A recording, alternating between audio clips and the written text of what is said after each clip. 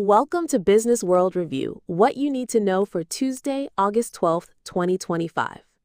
The July CPI report showed the annual inflation rate at 2.7%, while the core inflation rate, excluding food and energy, was 3.1%. Both figures are slightly higher than consensus forecasts, suggesting that inflation remains a key concern. The NFIB Business Optimism Index for July rose to 100.3, a notable increase from the previous month and slightly above the 52-year average. This indicates that small business owners are feeling more confident about the economy. The July jobs report came in weaker than expected, with non-farm payrolls rising by 73K, well below the 104K consensus. Additionally, significant downward revisions were made to the job gains from the prior 2 months. The unemployment rate rose to 4.24%. Despite this, a recent NFIB jobs report found that 33% of small business owners still have job openings they cannot fill. Tariffs.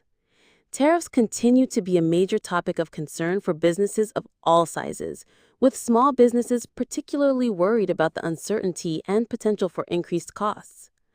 The One Big Beautiful Bill has provisions for new tariffs on food, apparel, and other goods, which are expected to raise prices for both businesses and consumers.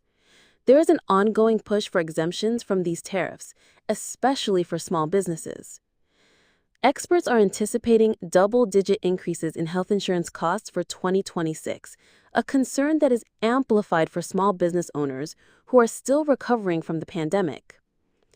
Technology and financial sectors are leading growth both globally and in the U.S. However, new tariffs on chips introduce uncertainty for the tech sector.